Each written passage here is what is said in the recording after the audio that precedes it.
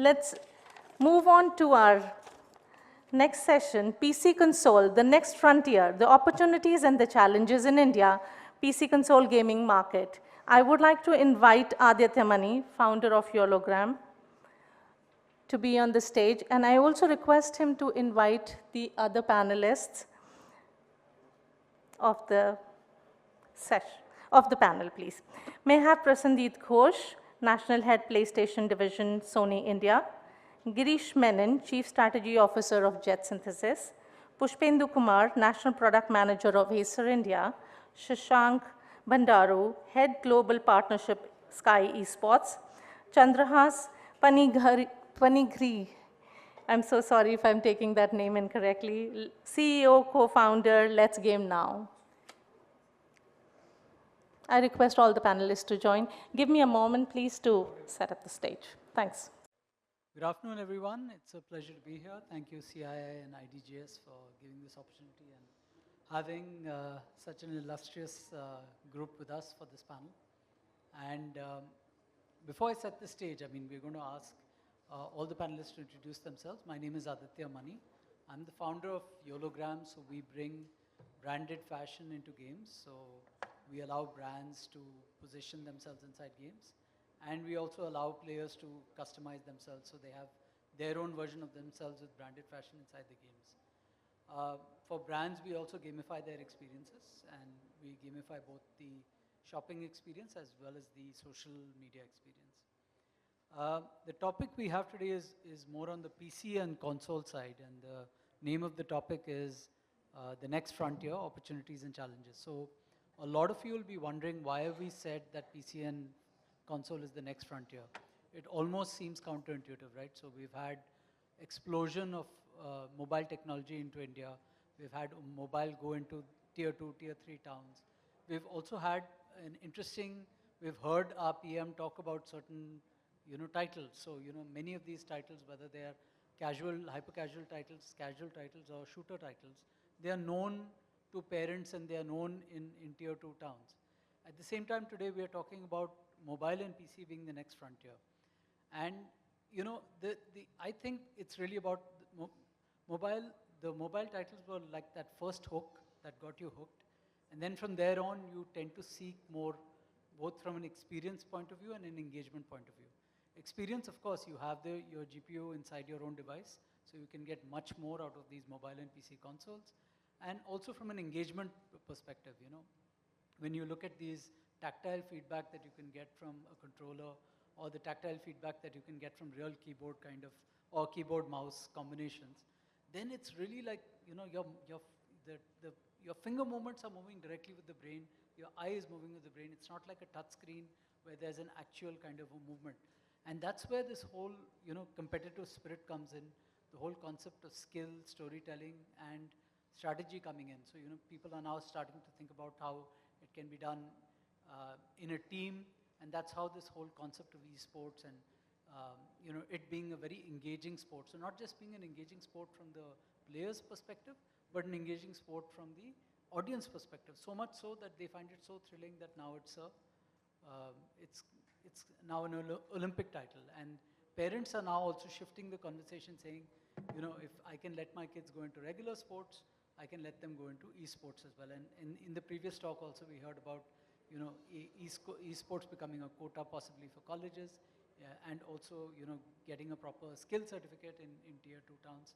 So I'd like to give the mic to everyone to introduce themselves and their perspective, and then we'll go on to the individual questions. So I'd like to start with you.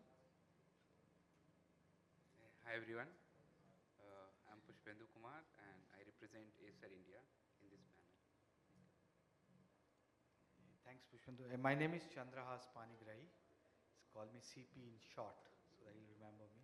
Yeah, I'm the co-founder and CEO of Let's Game Now. It's an esports platform.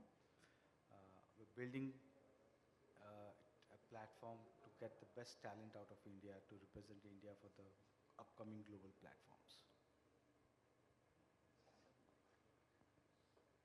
Hello everyone, my name is Prosenjit Ghosh. I have been with Sony for the last 20 years, and I've taken care of the PlayStation business for the past about 11 years. Seen a drastic, huge jump in the kind of excitement around PlayStation, and I hope I can be able to kind of voice that in today's discussion. Thanks, Prosenjit. Hi, I'm Girish Menon. I'm Chief Strategy Officer at JetSynthesys. And we at JetSynthesys are one of the pioneers in the gaming and esports ecosystem in India. You know, we've sort of been very early, taken early bets into how this ecosystem will evolve.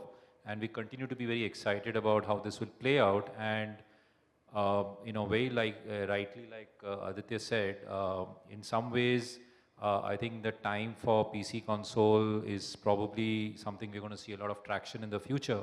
And we continue to be very excited about how this will play out. Hi, I'm Sashank, Bandaru. I'm an avid gamer. I've been gaming for about 15 years now. I've been in this industry for about 18 years. The thing is,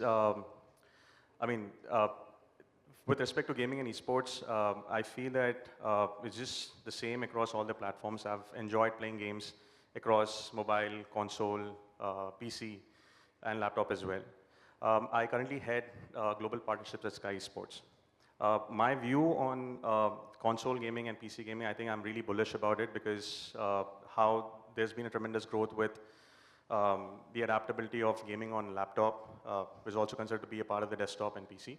And also, there's been a lot of encouragement of gaming and esports on console platform as well. There's been tremendous increase in how the console gaming is being adapted with your formal sports clubs coming in, forming teams and esports, and a lot of events happening across the globe, especially Southeast Asia, Europe, and so on and so forth. So we hope to see the same in India as well. Yeah, thank you. So, the reason I asked them to introduce themselves is for everyone to get a perspective. So we have a good representation from esports, multi-title, studios. We have PC and we also have the console representation as well. So my first question goes out to everyone is really about the growth factors and the growth drivers, both on a global perspective as well as what we're hearing in India. But like how we're having a lot of shift in conversations, like, maybe 5 years back, startup was a bad thing. Now suddenly after Shark Tank, startup is a good thing. So are we seeing a shift in conversation in parents and teachers? Because as some of the previous speakers said, that could be a stumbling block or that could be a motivating factor. So what are the growth drivers typical to India? What are the growth drivers typical to the global? So if each one of you can give your perspective.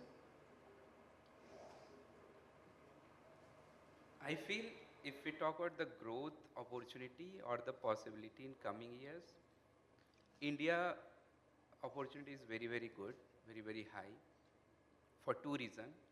One is within India, what is the current penetration? And when we compare it with the developed country or the developed market in terms of gaming. And if you see last 5 years what happened in India and global PC shipment, that is also one very good indicator towards what may happen in coming 5 years. So it is very positive. The growth expected, especially towards PC gaming, is not less than 40 to 50%. That is what India may go in coming 3 to 5 years.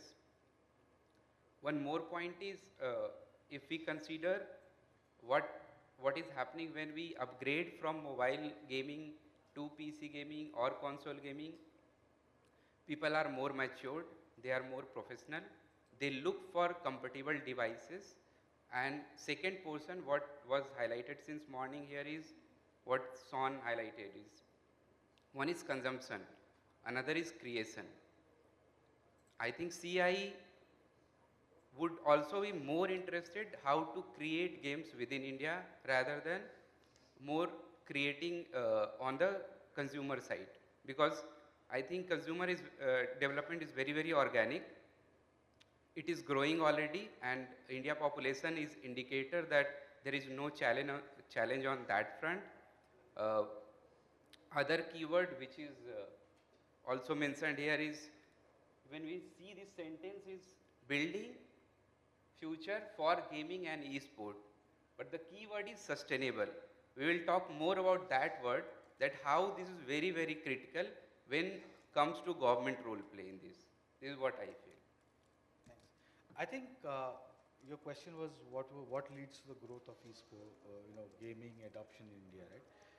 Fairly four things. One, on the demand side, you have a younger population, demographics. Two, geofication of India, as I call that. The internet is now much better with 5G coming in, even better.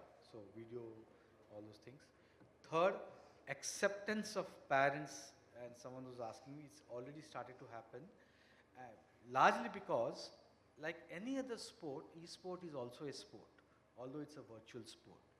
If cricket 20 years back, while we were studying or we were preparing for JE, our parents would think that if you want to play, you're wasting your time. So, 5, 10 years back, they also thought if you're gaming on your PC, you're wasting your time. But now the job opportunities are being created, multiple things. So that acceptance is also a very key reason for growth of gaming in India. The parents are allowing their children, and very soon in the next 2, 3 years, you'll see more and more parents becoming more and more open about their children getting into gaming. I think this 3, 4 things are the real reasons for gaming to get a leg up in India.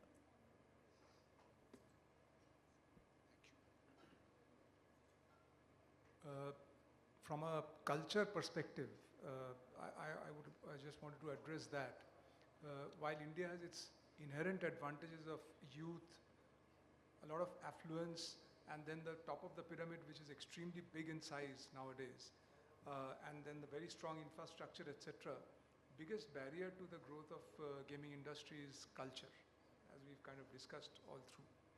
And in the last 11 years, about 10, 11 years, what we've seen is a sea change in the culture, in the sense that there was a time when the extreme resistance towards even getting into consoles. When we were kids growing up, actually we had similar kind of things we used to see with watching television. Now it is not so. The culture takes its time to change. The speed at which this culture has changed, I would say, is much faster for console gaming, which by itself is a great encouragement. And what we see now, the parents who are allowing their kids to buy, that is one section of, the job that I do, the work that we do is mostly customer facing. You're able to speak to thousands of consumers. I am able to interact with hundreds and thousands of consumers, and what we see is a huge amount of change. These children who are buying products are being allowed to buy. The wallet is with their parents. The parents have less hesitation. Even, let's say, pre-COVID days, the kind of hesitation that used to be there, like console is anti-studies and all that, we see much less of that. That by itself for us is a big victory.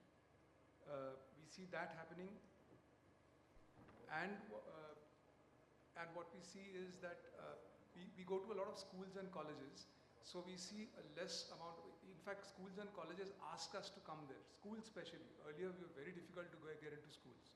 So that's a culture change that we see. The other section of people which we see are very interested is, which we never saw in the earlier generation of consoles, which are PS4, is that we had mostly our consumers were, the interested guys were the young learners, what we call people who are studying in schools and colleges. What we now see is the young earners coming in very strongly. So the age itself has gone up from an 18 to, let's say, from a 15 to 20 kind of segment earlier is now a 15 to almost 35, which itself is a huge kind of jump in gaming. Before I conclude, I'll say for us, it's kind of, India is a very much of a PlayStation country. That's how it has been termed. That's how we've kind of been able to ensure through our marketing, etc., etc. And for us, if you ask me today, who is my competitor? The discussion here is about PC and console, but I would say each of us are very complementary to one another.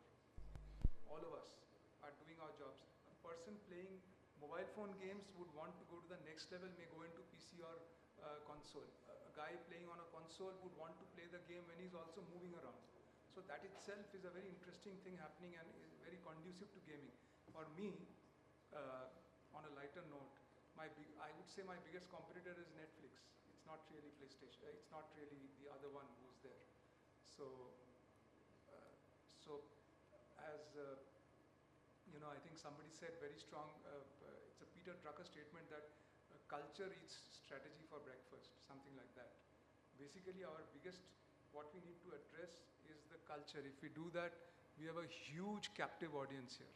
That's what I am I think all of us are most excited about for India. Thanks. So being among the last few to speak is always a problem. There's not much new to say, right? But I will pick on 2 points and maybe talk through that a little bit more.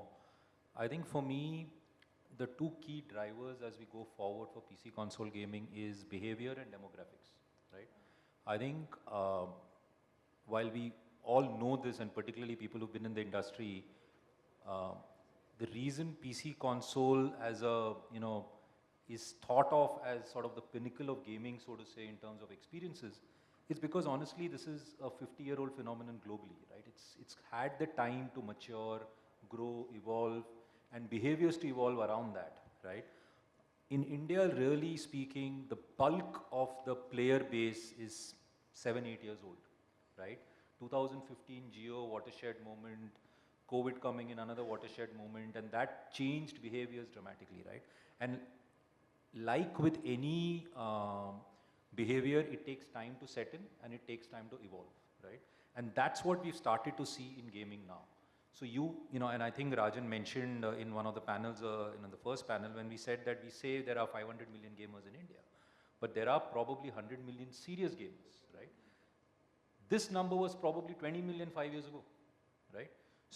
So that change, right, that behavioral change where larger and larger sections of people are becoming serious gamers, and within that evolution itself, how serious they are, how much time they want to spend, the nuances that gamers are looking for is starting to evolve. So I think that in my mind is a big difference, because that's what is, in my mind, giving a good boost to PC console, as we look forward, because now these mobile gamers are saying, okay, I want something more, right?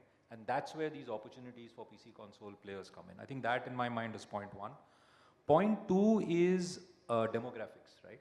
When you merge behavior with demographics, you look at it today in India, there are maybe close to 400 million people who are 15 to 30 years of age, roughly, right?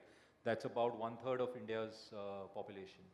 You add 10 to 15 years old, maybe that's another 70, 80 million. So roughly about 450, 500 million people are between the age group of 10 to 30 who are in a lot of ways the target audience for anybody to chase when you want them to start playing and start playing more and more and more and more, right?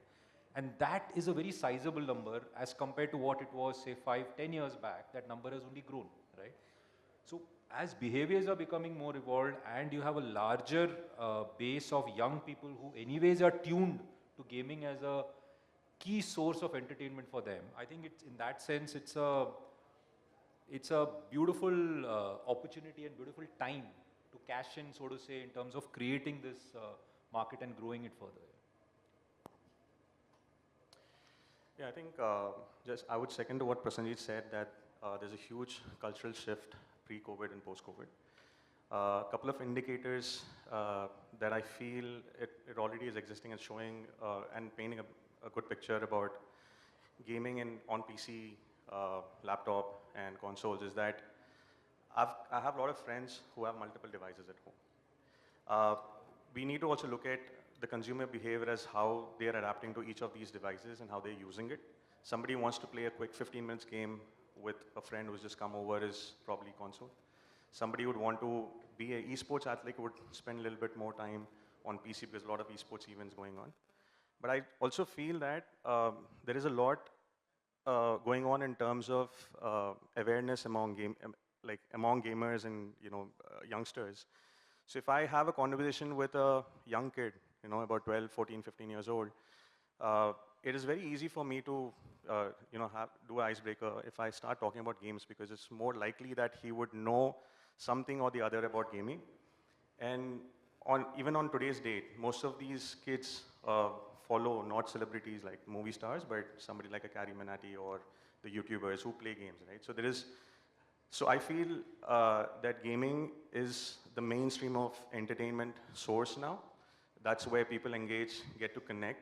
People, if you talk to gamers, most often than not, they communicate on Discord, right? That's their go-to platform for getting on with their friends and so on. So I feel that uh, with the new technology, now if you talk about AI and all of that, the adaptability will come in these high-end devices, especially consoles, especially. I think latent would be mobile devices, which would take because there's so much only that you could do. So I think when it comes to having richer experience, so first is awareness that is there. Second is I think a lot of consumers who are looking to have that experience or richer experience who go to gaming cafes or aspiring to buy a PS5 is something that I think is a good indicator as well. And I see that most of these new technologies will also be adapted. So people would look forward to having that richer experience on these devices. Yeah, I think, I liked the way the conversation progressed, and, basically it's something that we all know, but it's reiterated that culture does eat strategy for breakfast. And what is happening is we are seeing the cultural shift, like what Girish said, that we saw two watershed moments, and one of them was COVID, where parents were telling kids, we have to keep these guys engaged because, they were going to school, they were not our problem. Suddenly they are our problem, so how do we keep them engaged? And okay, please go ahead and do what you're doing. And that they realized was actually improving certain motor skills, it was improving their concentration. So, that by itself was a shift that was happening in the parents' mindset. And, when you look at culture, you also look at some of the strong gaming cultures, whether it's Korea, Japan, US, they have not just a strong B2C ecosystem, they also have a B2B ecosystem. So my next question or my next, line of thought is really about, the titles and the development. So, India not just being a development hub from a manpower perspective, but also from our own perspective of titles coming out of here, because we have very strong cultural influences which are exportable products, right? Bollywood is an exportable product. Indian cricket is an exportable product. Yoga is an exportable product from a fitness perspective. So, so that Girish doesn't say that he was number 4, I'll start with him because they've got multiple studios with them and they're delving into VR and some of these things. So if you can start on, how culture can play a difference in us, not just developing as a, outsourced country, but then from there on bringing our own titles, which will really connect with our audiences better. And then from there on, everyone can chime in as well.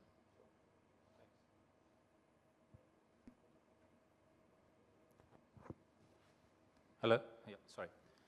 No, so I think there are two points to keep in mind, right? And in my mind, ultimately, for any studio who's looking to build something in PC console, it has to boil down to economics, right? And the simple reality is that for most situations, right, India remains a very tough market to monetize for gaming, right? And particularly more so as you start moving on to PC console games, because the price points that are needed for the numbers to start making sense and the scale that is needed for the numbers to start making sense is not easy to achieve, number one. Number two, and I think this is an important point to keep in mind, is when a developer is sitting in any country in the world, in say Ukraine or in the US or UK or wherever, he's not thinking that, oh, I'm going to make a title for the UK market. For him, the world is his oyster, right? So he's trying to monetize his game wherever people will play it, right? So in my mind, I think when we in India try to make games, we have to have the same mindset. We have to say, we've got to compete with the best titles in the world to be successful, because truly that's the only way the economics will make sense. But the challenge is that we are starting very late into the process, right? Again, most markets are very evolved when it comes to, PC console development. They've figured things out. We are still figuring it out over here. So what do we have that they don't have? That's where culture comes in, right? Where we have certain aspects of our culture which are so unique, right? Which we can leverage to storytell, because ultimately gaming is about storytelling, right? So you can create those stories which resonate with the world, at the same time have a differentiation with what everybody else is putting out there, right? And I think that is the strength we can leverage. But I will say at the same time though that you also need to be very pragmatic about this, because there is a reason why Indian movies don't cross over very well, right? And that reason is because somewhere the culture is too specific, right? So how do you balance the two out is very, very important in gaming, because there are really no geographical barriers otherwise. So I think to my mind, that's point one, right? Point two is that being said, you know, how you leverage the India market is also something you got to be, very smart about in terms of your selection, right? And while and when we look at our perspective, right? While it's a mobile game, but the reason we are in cricket is because cricket resonates. I don't have to worry about educating people. I don't have to worry about convincing people. As long as my product is good and continues to be good, I have a shot at it, right? And today we are globally the largest when it comes to cricket simulation. But the same analogy now, when I start applying to other models, right? The selection therefore becomes very critical. Now, whether that selection is aiming at the India market or its ability to cross over into larger markets, how you leverage your culture becomes the balance between, using your culture at the same time ensuring that it's global enough that people will appreciate it and want to play it. I think that's an important thing to keep in mind. I mean, as a gamer, I would put it this way that there are certain games, if you look at it, are very popular among youngsters. And there's a common denominator across most of these games. One is they're low on graphic, they're very simple to understand, very fun to play, and easy to engage and understand. So the learning curve of playing the game is also very less. I think these are key indicators where I feel that people jump on to playing a game, start enjoying it. So if you look at games like Fall Guys, I don't know if somebody had played Fall Guys in the past. Fall Guys, youngsters, if you talk to them, people who are willing to spend a lot of money for high-end hardware, these guys are playing Minecraft, right? Then you have Roblox. So some of these games are highly accepted by the parents themselves. So you kind of solve the problem of convincing a teacher, convincing a parent, because there is a learning towards it, and then there's, I mean, kids enjoy playing the game along with the parents also. There was a time when, parents and kids started playing these, VR so-called games where, they are interacting with each other. I think if you look at from that angle, there's a new horizon that opens up as to what's working, what is more convincing, what is more easier for you to communicate. Because at the end of the day, the conversations that I have with game development companies is that one is you build a game, second is your marketing angle. Like how do you promote it, how do you market it, and so on and so forth. I think these kind of approaches becomes a little easier. Of course, your content needs to be rich and engaging. But yeah, I think this is something that I'll work for. And as far as considering what kind of games would work for a certain geography, I feel that we should not take that approach like what Girish said. I mean, you can build games for the world. Because I think gamers across the board, across different continents, think they have kind of similar interests. It's more of subculture. I mean, we spoke about culture in the previous session, but I think they kind of dress in a certain way, they speak the same language and so on and so forth. So I think it is much easier if you take a global approach. And at the same time, you just need to figure out your demographics is something that's a key element is what I feel. And Prosenjit, your company holds a very, very high bar for what gets passed. So you can give us some idea on insights into the titles. And basically, I'm not a subject matter expert on this topic, but what I can comment is this, that the audience for these games, whether it is Indian or elsewhere, these gamers that we see, especially in console, are actually global citizens. And they will not compromise on any substandard game. That is one. That is one aspect. Having said that, the other side which I wanted to say is basically there is a lot of enthusiasm about India and developers in India. Sony Interactive Entertainment has kind of done the India Hero project last year. 5 studios were selected and work is in progress, which is basically an incubation studio, I think many of you would be aware, where Indian publishers have been given a chance to get access to the strengths of Sony, develop games, etc. And if selected, this can become a part of the publishing studio. So these are the two sides of it.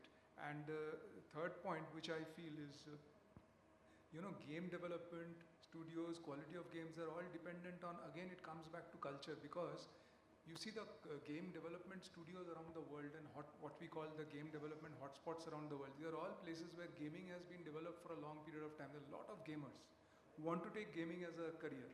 Then they come and, because the one side is that they make money, the other side is they gain knowledge. And therefore, they kind of tend to go there.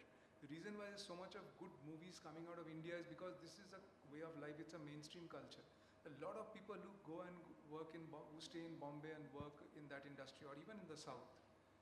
This is taking its time, it will happen in India. Right now, these are the factors that we need to kind of look at and consider while we look at that.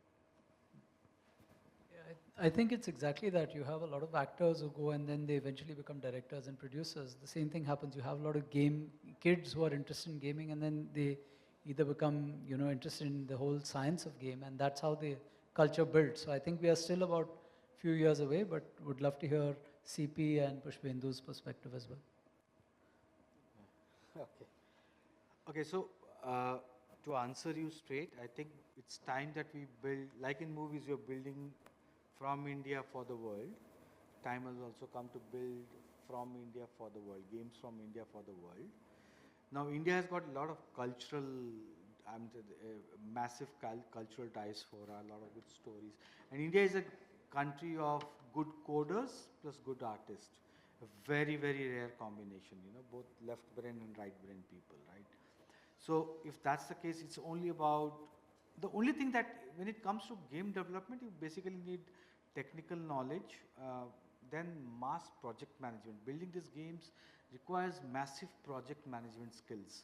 India is good on coding, good on animation, but they do not have enough on mass project management skills to build these games. That's one thing. I mean, that portion of it, you can always hire people and get outside India to do it, and India will learn. Indians are fast learners. And third, India population, and when I talk of India, you also have to talk about South Asia. It's not only India, it's India, Bangladesh, Nepal, Sri Lanka, etc. South Asia itself probably is about $2 billion population, 2 billion population out of 7 billion, 30%. So that itself to begin with, and bring in our capability to build for the world, go to the Western Europe and US, there you have actually a massive thing that we can actually make, very much on the lines of Bollywood. That's in short. So, the challenge which we are facing here is what to do when monetization is not happening. I think answer lies in that same question also. We are struggling for the monetization, while we all are aware that everyone in India is playing the games of AAA title. So we have consumer, the only challenge is, and as CP mentioned, we have developer as well. I feel if the people who have a skill set, if they are enabled at the right time, where the government can play a role, maybe small institution where they can be provided good devices, and one of them can be very high-end PC, where actually they can utilize their skill set and build a game which can be sold or played by the consumer which is across the countries, not only for India. I think if that is solved, that is what I think government's agenda is also here, which I actually read through the flow of the discussion which is happening. It starts from gaming contribution to economy.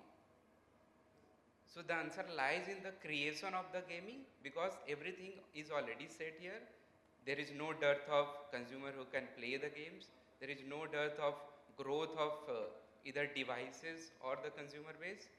The only challenge is how to put all this together, and I think this can be done by government very easily by initiating a small institution. Uh, uh, One of the points which was highlighted earlier, that is it possible to make that part of curriculum, especially in IITs, where all these good minds are going through different courses.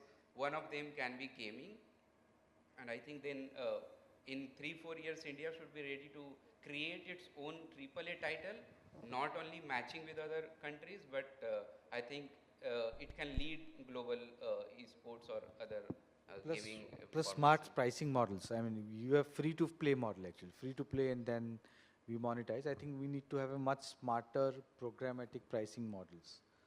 I think which could be led by engagement. And I'm going to give it back to you, Pushpendu. So we're going to now, look at how would you really be, what are you really bullish about in the years to come? And from your perspective, you've spoken about, the government giving out more PCs and making that more ubiquitous. But what else would you want policy coming out from the government and from policy makers in general that are going to make the ecosystem thrive? See, definitely government can help to grow all these ecosystem. The only challenge which I feel is, and that's where the government is also on the back foot. The word which comes here is sustainability. So when we use the word sustainability, it is always very risky when we talk about the same time sustainable and growth put together, because actually both is very opposite to each other in nature. The people, the country, the society, or any other group of team which grows very fast, very difficult to sustain that growth. So when we say how to make that growth also sustainable, is the answer lies in the skill-based gaming, which is also highlighted in different discussion happening under this panel or elsewhere. So when we say skills-based gaming, the parents or the culture, which is also a topic of today's meeting, can be taken care of, because we are always scared when we feel that our child or someone is investing their time and there is no outcome. But when we understand that is not a wastage of time, that is a skill development, then we accept that. That is what has happened across the sports. If we take the example of cricket, what was its image in India, say 15 years back versus today, it's very different, because today every parents or the family understand, or the society or the country also understand that it is not a wastage of time, that our child is actually gaining a skill. So when we build skill-based gaming, and which is also, actually everything is very much connected. If we solve for one thing, I think everything will be solved one by one. The first step can be build skill-based gaming like AAA titles within India. That is where government can start with, and I think rest everything is, we are enabled with so many things that we do not need to worry about, because, and that is the reason the whole world is looking towards India, that what may happen in next 20 to 30 years. I think everything is enabled. Okay, so what I'll cover is, I think most of the other points are taken care of. What I'll talk about is, what am I excited about? I'm excited about two things. India is a 1.4 billion population. Cricket, which is the most popular game, is 1.1 billion out of that, engaged. And do you know which is the second highest sport which is there? It's actually esports, 550 million. Your football, kabaddi, your hockey, 100 million, because they're largely, how would I call, more and more local, concentrated in few regions and states. Esports and cricket are pan-India basically. Now what I'm excited about is, esports is growing at a CAGR of 28%. And because of the lower base, cricket is at 3%. So there will be a time in 2028, 29, when esports and cricket mostly will be equal. Now esports is a $2 billion in India, including in-game apps, etc. All cricket is about, last count, no one knows. I mean, no, we don't have any report, but what I understand is about 30, 40 billion. Imagine when esports and cricket have similar viewership, your money will swing. I mean, the sponsors, the brands will swing here. So therefore, this is likely to become much, much more vibrant. That's what I'm excited about. I'm sure the other points are already being covered by Pushpendu, Prosenjit, Girish, and Sashank. So I think I need not tell them again and again, but that's what I'm more excited about. Message to policymakers and government? Any message to policymakers and government? Oh, policymaker, I think to the policymaker and government, two things. I think we have built cricket or hockey or football, build esports grounds up at a state level through a programmatic approach, which the green shoots are there. Now it's up to us as the industry body to take it together, skill-based sports, as Pushpendu puts it across, not probability-based, to take it to the next level. That's the policy, and that's what we should do at a ground level. I mean, all of the things we have said, we have given a lot of opinions on this, but this is the one that will crack the whole thing open. Because just imagine if auto ricksha's son actually plays a video game at home, but he has a chance to play or earn money through it as a player, as a content creator, or as an animator, or as a graphic designer. Will his parents encourage him or not? The answer is yes, overwhelming yes. But to have that happen, I mean, like in Ranji play, like cricket, 20 years back in cricket now, because of IPL. Similarly, esports 10 years hence. We are 40 years late. Industry is 50 years old, we started 40 years later, broadly in India. So, but we are moving very fast. So in the next 10 years, we will probably cover 20 more years. The gap will be reduced to 20 years. So imagine what we can do about that. Thanks. And Prosenjit, whatever you can publicly share, what you're excited about in the next 3 years about for SONY, and also the message to policymakers?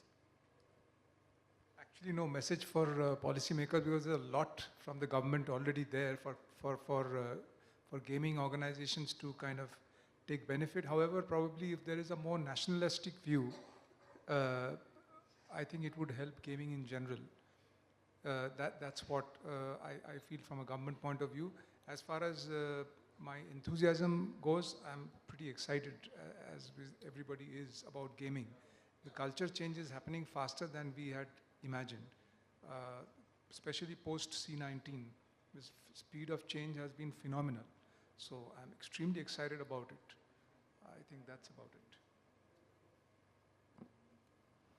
So I'll probably tweak this question slightly. The first point that you just sort of raised, right? I think when I look at the next sort of 10 years, at least for sustainable rapid growth from a PC console perspective, I think everybody needs to start taking a leaf out of how other digital businesses have figured out India over time, right? Everybody had certain models that worked really well globally, but when they came to India, they realized you cannot replicate that the same way, right? You need to Indianize the model for it to be truly successful, right? So whether it was cash on delivery models for e-commerce, which was the first time started off in the world, in India, right? Or payment models through UPI, or even global OTT platforms now realizing that you need ad-supported models to survive, and therefore them bringing ad-supported models in India first and then bringing out globally tells me that you have to tweak your models, right? And therefore the way I would also look at it from a PC console long-term sustainability perspective is, if you want more people to play, you need to figure out how to address pricing, right? And I'm talking more at the title level, right? And I think one of the areas definitely to explore is brand-supported titles. How advertising is integral to mobile gaming, right?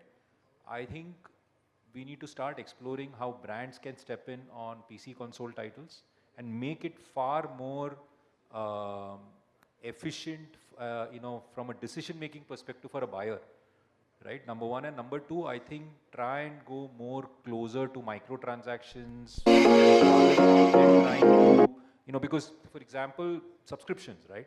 Annual subscriptions work brilliantly in the West. In India, very rarely do they actually work, right? But microtransactions work really well in India. So there are certain things that needs to change in terms of how you need to explore your business models for this to scale up significantly. Otherwise, like I said, because the pieces are all there, right? I think the culture, the behavior, all of that is already in place. I think if we can ensure that at an organizational level, these changes start happening, brands start stepping in more, more support system starts coming in, even from the government perspective, right? A more structured program around esports to ensure that it's a very medal-focused approach rather than saying, oh, I'm doing this, or esport is now a sport, or there is a, courses available. That's all great, but a more structured, medal-focused approach, will help. So in my mind, all of these things sort of needs to now start happening for this to be a long-term sustainable growth. I think there's a lot that's been covered since morning for what message that we could give to the policymakers. But I think just to add a different perspective, when we look at esports, it seems like people are just engaging. It's kind of an entertainment source. But there are certain statistical data, and if you just Google it, you'll also kind of see that a lot of these athletes also resort to games to understand the game better. There are athletes like UFC athletes, NBA, FIFA. Most of these players who play in Premier League, La Liga, and all these guys, these athletes also kind of play games on a regular basis to kind of understand the schematics of it. Because what actually games do is it's in fact a real simulation of what's happening on the ground. Meaning that you kind of also get to understand how better you can play the sport. So now, if this is being communicated to the policymakers, there is a possibility that some of these colleges would have these consoles installed where they can also practice, and it could be an educational learning session for the athletes in the colleges to kind of better the game and so on and so forth in terms of strategy making and all that, because there is also a dearth of coaches in colleges. This kind of simulates that, right? So that is one. Two is, when we talk about esports, we talk about 2-3 titles that are happening in India, very popular, right? That's where the brands promote. I think Acer is fundamentally associated with PUBG PC across Acer Predator series, and you do a lot of events across the world. But I don't know if any of you are aware, there is also esports around Excel. This is something that is promoted by Microsoft. So it's very big in Europe.